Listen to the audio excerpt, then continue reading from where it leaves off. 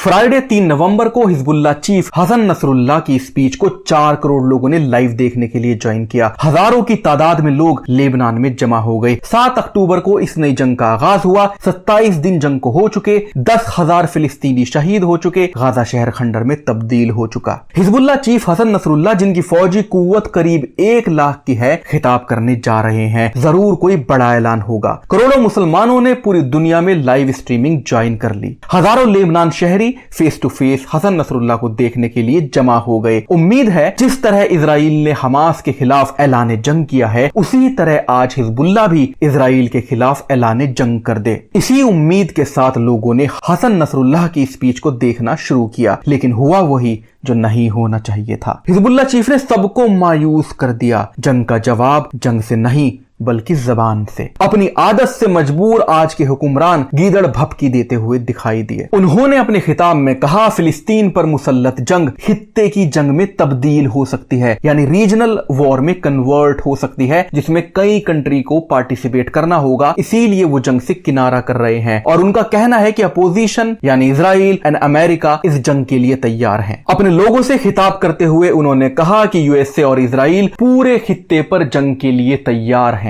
आगे उन्होंने कहा, to the America I say threat against us are no use, यानी अमेरिका को उनका यह कहना है कि जो तुमने मेडिटेरियन सी में वॉरशिप्स भेजी हैं, हम उनसे डरे हुए नहीं हैं, ना ही कभी डरेंगे, बल्कि जो तुमने मेडिटेरियन सी में वॉरशिप्स भेजी हैं हमें डराने को, हम उनका जवाब देंगे। अगेन गीदड़ भपकी। इतने बड़े स्टेज पर पूरी उम्मत के सामने इतनी बचकानी बात ये कैसे कर सकते हैं कि हम डरने वाले नहीं हैं। अरे भाई, जो डरता है वही कहता है कि मैं डरने वाला नहीं हूं, जो नहीं डरता वो जवाबी कार्रवाई करता है। और इन्होंने कहा कि अमेरिका ने मेडिटेरियन सी में जो वॉरशिप डराने को भेजी हैं, हम डरने वाले नहीं हैं। काश इन्हें समझ में आता वो डराने को नहीं है, मारने को है। मुख्तसर ये कि हिजबुल्लाह की तरफ से अब कोई ऐलान जंग नहीं है, छोटी मोटी कार्रवाई लेबनान बॉर्डर से होती रहेंगी।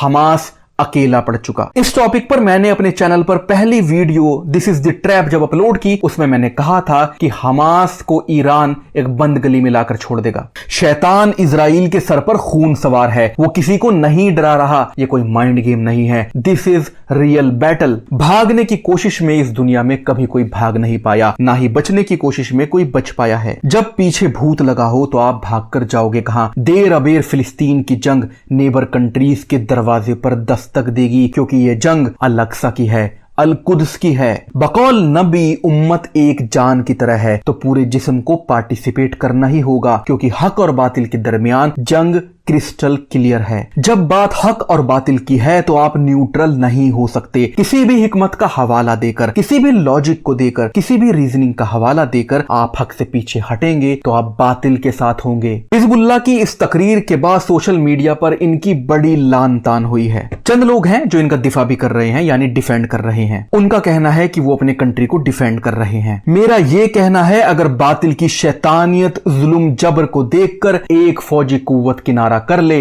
तो इस्लाम ऐसी हिकमत अमली को नहीं मानता। अगर 1 लाख फौजी कुव्वत के साथ भी आप अपने आप को बकरा मान लेते हैं तो बकरे की अम्मा कब तक खैर मनाएगी? वक्त की नजाकत और सियासत का चोला पहनकर आप बुज़दिली को नहीं छुपा सकते। और मेरा ये मुताला सिर्फ हिजबुल्लाह के लिए नहीं बल्कि इन सारे नालायक हुक्मरानों के लिए है, क्योंकि ये मामला फिलिस्तीनियों की नस्ल कुशी पर नहीं रुकेगा। ये मामला कुद्स का है, ये मामला अल-अक्सा का है, और सब जानते हैं कि ये अल-अक्सा की जगह हैकले सुलेमानी बनाना चाहते हैं और उसमें दज्जाल की ताजपोशी करना चाहते हैं, जहां से ये न्यू वर्ल्ड ऑर्डर को लगाएंगे। ये कोई ढकी छुपी बात नहीं है, ना ही ये कोई कॉन्स्पिरेसी थ्योरी है। ये तो कहना सारी दुनिया के उलेमा का है। इसीलिए ये मामला कोई 2 कंट्रीज के दरमियान जंग का नहीं बल्कि हक और बातिल के दरमियान जंग का है। इसीलिए हर मुसलमान को चाहिए कि वो सीरत नबी को जरूर पढ़े। नहीं पढ़ सकता है तो उलेमा से सुने, क्योंकि नबी अलैहिस्सलाम के बारे में ज्यादातर मुसलमान को सिर्फ 10 से 15 वाकया पता होंगे। आज जब पूरी उम्मत हालत जंग में है तो हमें चाहिए कि हम सीरत नबी को, नबी के एक एक वाकये को पूरा सुने, पूरा जाने। तब हमें मालूम होगा